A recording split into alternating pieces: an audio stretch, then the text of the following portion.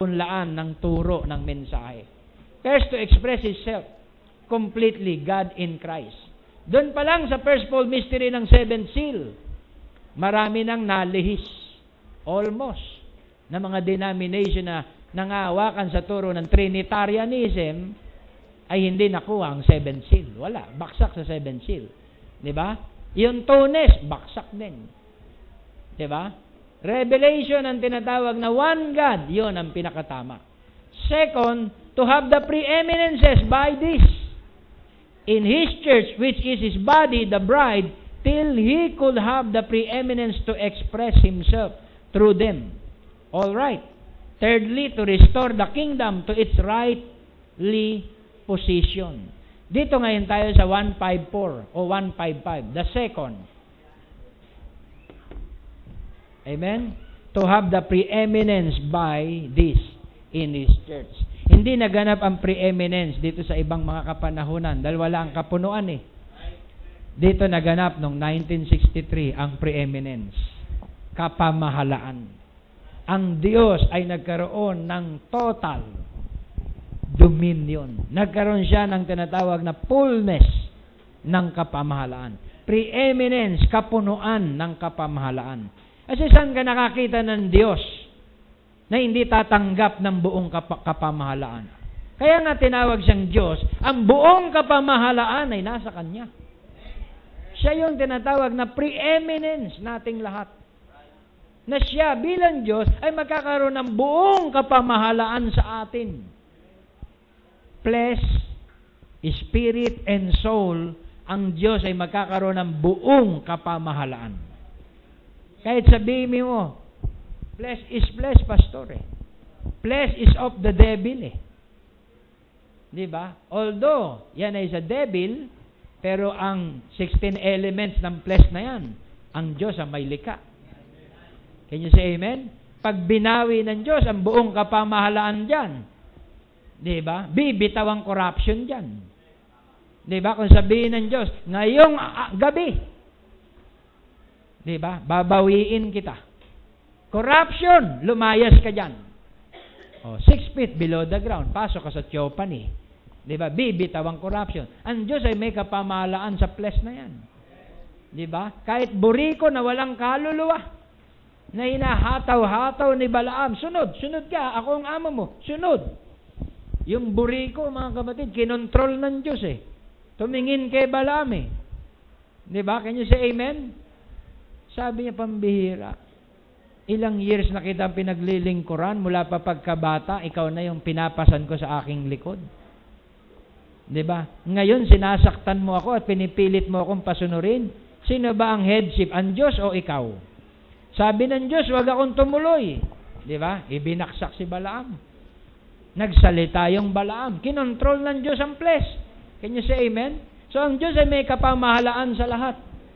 Kaya under dito sa second-fold mystery, yun yung preeminence ng Diyos sa bawat mananampalataya. Kailangang masakop ka ng Diyos ng buong buo. Hindi tinatawag na partial word. Partial word won't grow. Kailangan fullness of the word. Bilang worshiper ka na nagpe-pray para sa rapture, Lord, rapture na lang po ang iniintay ko. Lord, wala na po akong ibang ine-expect. Wala na po akong ibang tinatawag na pangarap sa buhay, kundi ma-rapture. So you need this. Second-fold mystery. Ang Diyos ay magkaroon ng preeminence sa iyo. Para magkaroon siya ng total control sa buong buhay mo upang ang corruption ay umalis. Kasi ang rapture ay body change. Can you say amen? Ikaw ay papasok sa immortality. This mortal shall be put on immortality, to immortality. Kailangang malaman mo ang sikreto ng tinatawag na immortality na tinutuklas ni Einstein. Tinutuklas ng mga scientists na hindi nila nagawa kay Marcos. Kung meron lang wisdom no, na pwedeng bilhin, mabibili ni Marcos. At si Marcos ay hindi mabubulok at hindi mamamatay. Maduduktungan niya ang buhay niya o sino mang nilalang. Wala pa namang record na nakapagduktong ng buhay ng forever and ever na hindi namatay dito sa lupa. Can you say amen? So, merong misteryong nabuksan sa ating kalagitnaan na ang sekreto ng immortality binuksan sa atin. Saan natago yan, Pastor? Matagal na yang hinahanap, nandun sa pyramid, sa loob. Diba? Iyon ang natuklasan ng bride, na ang tao ay hindi mamamatay. Sa isang kisap mata, siya ay magpapalit ng katawan. Amen? Di ba kayo nagagalak doon, mga kapatid? For almost 6,000 years na dinidiscover ng Egypt, ng Babylon, at ng mga tinatawag na great doctor, great scientist, hindi nila natuklasan. Ang nakatuklas lang ay bride. Papaano? Sundin natin 100% ang buong mensahe sa ating kapanahunan. This mortal shall be put on to immortality. Totoo ba yan, Pastor? Totoo yan. Dahil pinatunayan yan one time kay Lazaro. Di ba? Si Lazaro na may corruption na. 4 days na siya. So ano pong itsura ng tao pag 4 days nang patay? Naagnas na yon. Matataba na ang uod nun. Can you say amen? Naagnas na yon. Pumasok na ang corruption sa kanyang katawan. Pero nang sinabi ng author of life, corruption, di ba? Bumitaw ka kay Lazaro. Rise up, sabi niya, Lazaro, laglagan yung mga corruption. Uod, laglag, lahat ng mga nabubulok na katawan, nawala ang kabulukan. Si Lazaro ay parang naging isang bagong tao na walang sakit at walang karamdaman. Pero hindi pa yon. Example lang ng body change yun. Dahil namatay pa rin si Lazaro. After many days, namatay pa rin si Lazaro. Pinatunayan lang ng Diyos na kaya niyang, di ba, i-resurrect ang clinically dead na talagang patay na. When you say clinically dead, pinirmahan na ng doktor. Wala na. Yun nga, nabulok na eh. Can you say amen? Ni-restore pa. Di ba? Kaya walang imposible sa Diyos. Yun yung isda, lumabas na hasang eh. Kalahating oras ng palutang-lutang doon eh. Di ba? Can you say amen? Anong sabi ng tinig? Bakit hindi mo sila salitain? Ako ang may ahawak ng lahat ng buhay ng nilalang. Thus saith the Lord. Amen. Little fish. Di ba? Receive your new life. Tumalon yung isda, mga kapatid. Nabuhay, wala nang hasang. Nag-create ang Diyos ng bagong hasang sa isda para mabuhay uli. Wala pa sa panahon eh. Para siya mamatay dahil maliit pa siyang isda eh. Sabi ng tinig sa kanya, bakit hindi mo salitain? Ang buhay ay bumalik. Nabuhay yung isda, lumangoy uli doon sa lake. May imposible ba sa Diyos, mga kapatid? Wala. Pastor, sino ba yung kinukwento mo?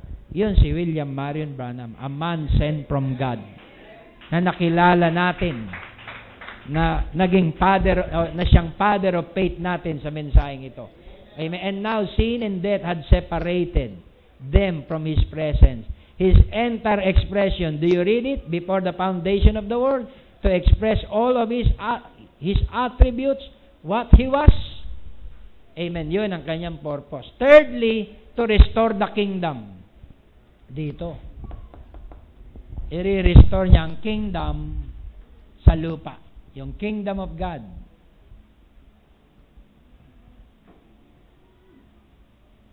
Hindi yung naririnig nyo sa tibing kingdaman. Di ba? Marami ng ganon. Kingdom of Saudi Arabia. Kingdom of God doon sa Davao. Kingdom of God sa Vatican. Maraming kingdom. Amen? Hierarchy yun. Di ba? Pag nagtayo ng kingdom, hierarchy yun. Ang tunay na kingdom, litaw lang sa time ng millennium. At dito, spiritually, nabuo, natawag na yung kingdom of God. Okay, tuloy natin. Half hour silence. 7 seal. And when He had opened the 7 seal, there was silence in heaven about the space of half an hour.